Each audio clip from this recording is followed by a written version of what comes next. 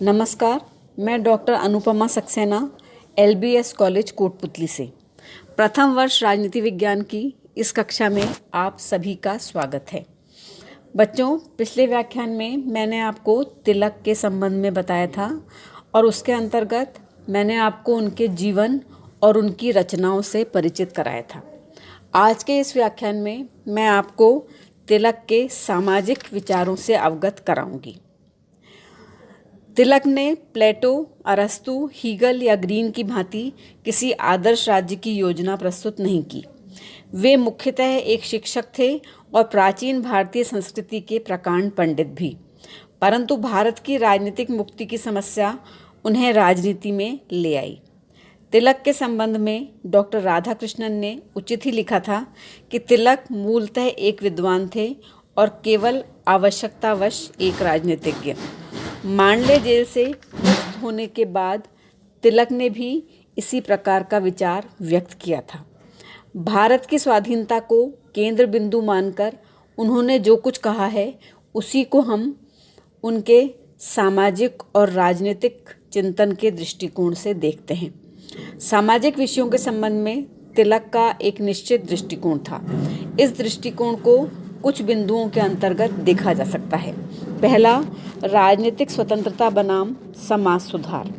भारतीय राजनीतिक जीवन में जिस समय तिलक का पदार्पण हुआ उस समय इस बात को लेकर मतभेद था कि राजनीतिक स्वतंत्रता और समाज सुधार के मध्य क्या संबंध हो। तिलक का मत था कि सामाजिक सुधार राजनीतिक प्रगति की आवश्यक पूर्व शर्त नहीं है। वे सामाजिक और राजनीतिक समस्याओं को भी एक साथ मिलाने के पक्ष में नहीं थे। उनके मत में राजनीतिक प्रगति की आवश्यकता समाज सुधार से पहले है। राजनीतिक स्वतंत्रता प्राप्ति के बाद समाज सुधार धीरे धीरे हो जाएंगे। इस संदर्भ में उन्होंने लंका और बर्मा का उदाहरण देते हुए कहा था कि इन देशों में भारत से अधिक सामाजिक स्वतंत्रता है, फिर भी ये देश राजनीतिक क्षेत्र में भारत से पिछड़े हुए हैं। उनका विश्वास था कि राजनीतिक स्वतंत्रता सभी सुधारों का मूल आधार है। इसके अतिरिक्त वह दूसरा बिंदु जिसको हम तिलक के सामाजिक विचारों के अंतर्गत देख सकते हैं वह है समाज सुधार का समर्थन, किंतु भारतीय परंपराओं में विदेशी सरकार के हस्तक्षेप का विरोध। तिलक समाज सुधार विरोधी नहीं थे, किंतु समाज सुधार के नाम से भारतीय जनता की प्रथाओं और परंपराओं में वे विदेशी सरकार के हस्तक्षेप किए जाने के विरुद्ध थे।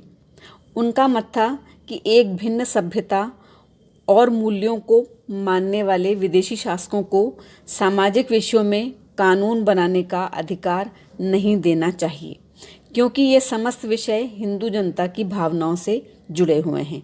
उनका कहना था कि सरकार को सामाजिक विषयों के संबंध में कानून निर्माण की शक्ति देने से न केवल सरकार के कार्यक्षेत्र का विस्तार होगा, बल्कि हमारी संपूर्ण जीवन पद्धति को ही एक भयानक संकट उत्पन्न हो जाएगा।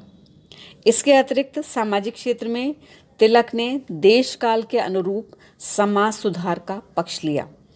तिलक ने परिस्थितियों के अनुरूप समाज सुधार का पक्ष लिया।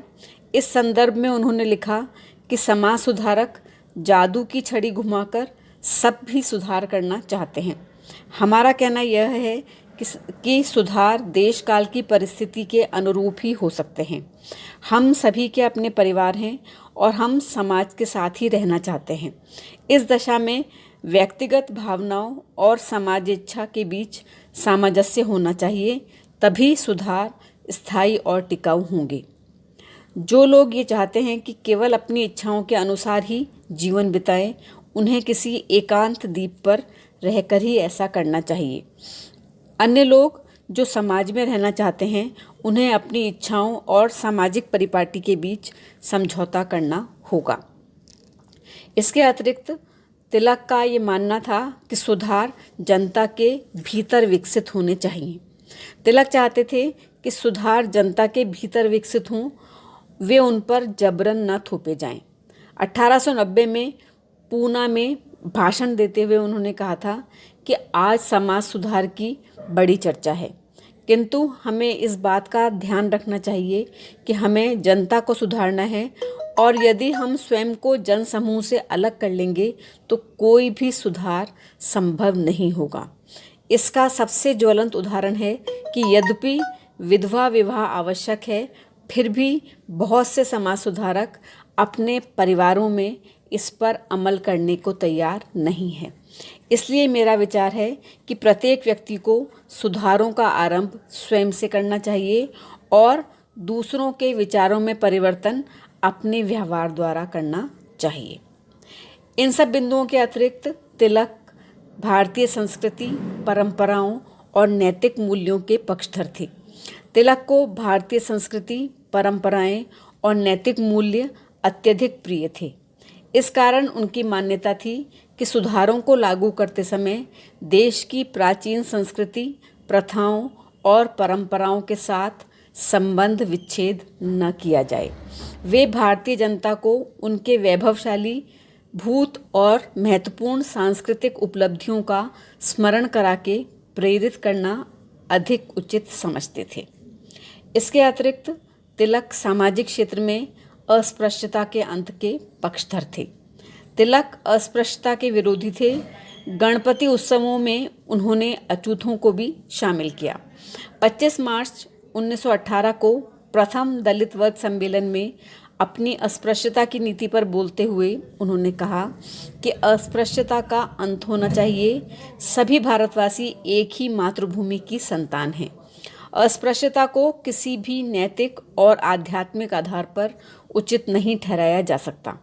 उन्होंने कहा कि यदि ईश्वर भी कहे कि मैंने अस्पृश्यता की व्यवस्था दी है तो मैं ईश्वर के अस्तित्व को भी नहीं मानूंगा। इसके अतिरिक्त सामाजिक क्षेत्र में तिलक ने मद्य निषेध का पक्ष लिया। तिलक ने मद्यपान का विरोध किया। बम्बई विधान परिषद का सदस्य होने के समय से ही उन्होंने मद्य निषेध में रुचि ली थी। उनका मत था कि मद्यपान ब्रिटिश शासन की देन है। भारत में इसका प्रचार अंग्रेज़ों के आने के बाद हुआ है। पूना में 1907 में स्थापित टेम्परेंस एसोसिएशन के माध्यम से तिलक ने मद्य निषेध के लिए प्रचार किया। उन्होंने इस कार्य के लिए कई स्थानों पर शांतिपूर्ण धरना भी दिया।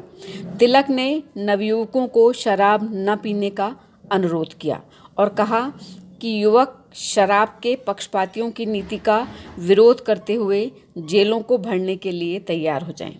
इस काम में उनके सगे संबंधी और पड़ोसी भी उनकी सहायता करें। मद्यपान के प्रति आप में इतनी घृणा होनी चाहिए कि उसके विरोध में कारावास भी तुच्छ जान पड़े। इसके अतिरिक्त सामाजिक क्षेत्र में तिलक ने नारी शिक्षा का पक्ष लिया। तिलक ने नारी शिक्षा का पक्ष लेते हुए कहा कि इस शिक्षा को सुधार कर इस प्रकार बनाया जाना चाहिए जिससे समाज का हित हो। नारी शिक्षा की महत्ता को स्वीकार करते हुए उन्होंने अपनी पुत्रियों को भी शिक्षित किया।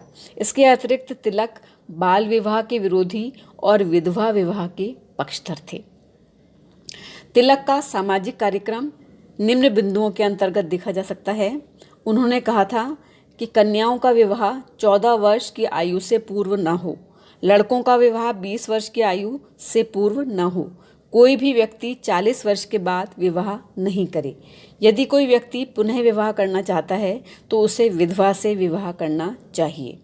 कोई मद्यपान न करे, दहेज प्रथा का अंत हो, विधवाओं को अपमानित नहीं किया जाए, अस्पृश्यता का अंत हो, शैक्षिक सुविधाओं का विस्तार हो। जो भी इन सुधारों को स्वीकार करे वह समाज सुधार और सामाजिक कार्य की वृद्धि के लिए अपनी आय का 20वां भाग देने को तैयार रहे। तिलक के सामाजिक दृष्टिकोण के संबंध में उस समय में गंभीर भ्रांतियां व्याप्त रहीं। तिलक ने हमेशा समाज सुधारकों का विरोध किया, जिस कारण उनके आलोचकों द्वारा उन्हें रूढ़िवादी, समाज सुधार विरोधी तथा प्रक्रियावादी कहा गया। लेकिन वास्तव में ऐसा नहीं था। कॉलेज के दिनों में तिलक और आगरकर के बीच कार्यक्षेत्र से संबंधित पहले राजनीतिक या पहले सामाजिक का जो विवाद चला था, उस बारे में तिलक ने 1890 के बाद राजनीति को ही पहले रखने का निश्चय किया। उन्होंने तय कर लिया था कि समाज के दोष दूर करने के लिए हमें पहले स्वतंत्र होना चाहिए। उनकी यह भी राय थी कि समाज सुधार आंदोलन शुरू करने पर क्योंकि परंपरावादी समाज की तरफ से जो उनका विरोध होगा उसके कारण स्वतंत्रता आंदोलन गति नहीं पकड़ पाएगा। तिलक द्वारा एज ऑफ कंसेंट बिल का विरोध किए जाने का भी यही कारण था, जिसके द्वारा विवाह की आयु 10 वर्ष से बढ़ाकर 12 वर्ष कर दी गई थी। इस संबंध में दूसरी बात यह थी कि वे समाज सुधार के संबंध में ब्रिटिश सरकार का हस्तक्षेप अनुचित मानते थे। अपने निधन से पूर्व डॉक्टर परांजपे को बॉम्बे क्रॉनिकल समाचार पत्र के माध्यम से उन्होंने जो कहा उससे उनका सामाजिक विषयों के प्रति दृष्टिकोण स्पष्ट होता है। उन्होंने कहा था कि मैं इसमें विश्वास नहीं करता कि राजनीतिक मुक्ति से पूर्व सामाजिक पुनर्निर्माण का प्रयत्न करना चाहिए। जब तक हमें अपना भविष्य स्वयं निश्चित करने की शक्ति प्राप्त नहीं हो जाती, तब तक मेरी राय में राष्ट्रीय पुनर्जागरण नहीं लाया जा सकता। मैंने अपने जीवन में सदा इसी विश्वास का प्रचार किया है और जब मैंने एज ऑफ कंसेंट बिल का विरोध किया था तो मुख्यतः केवल इसी आधार पर। मैं न तो तब समझता था और न ही अब समझता हूँ कि ऐसा कोई विधानमंडल जो जनता के प्रति उत्तरदायी नहीं है सामाजिक विषयों पर कानून बनाने में सक्षम है। तिलक का रूढ़िवादी न होना इस तथ्य से भी परिलक्षित होता है कि उन्होंने अपने निजी जीवन में उन सभी सुधारों को अपनाया जिनको कि उन्होंने प्रतिपादित किया था। उन्होंने अपनी पुत्रियों को शिक्षित किया तथा 16 वर्ष की आयु के पश्चात ही उनका विवाह किया। वे दलित वर्गों से स्वतंत्रता पूर्वक मिलते जुलते थे। उन्होंने समुद्र पार कर इंग्लैंड की यात्रा भी की। वे विधवा विवाहों में सम्मिलित होते थे और किसी संप्रदाय, जाति और धर्म के लोगों के साथ मुक्त रूप से खान पान करते थे। उन्होंने SNDT यूनिवर्सिटी के संस्थापक प्रोफेसर DV कर्वे द्वारा 35 वर्ष की अवस्था में अपनी प्रथम पत्नी की मृत्यु के पश्चात 24 वर्ष की एक विधवा से विवाह करने के निर्णय को अत्यधिक प्रशंसनीय माना था। ये सारी बातें तिलक के रूढ़िवादी न होने का प्रमाण है। वे सामाजिक और धार्मिक कार्यों का भूतकाल से एकदम से संबंध विच्छेद न करके धीरे धीरे कार्य करने के समर्थक थे। उनका विश्वास था कि इस नीति से अंग्रेज विरोधी स्वराज्य प्राप्ति के अपने राजनीतिक आंदोलनों में उन्हें जनसाधारण का समर्थन प्राप्त हो जाएगा तथा वे अपने विश्वास पर आजीवन अडिग रहे। बच्चों, तो ये थे तिलक के सामाजिक विचार। अपने अगले व्याख्यान में मैं आपको तिलक के राजनीतिक विचारों से अवगत कराऊंगी। धन्यवाद।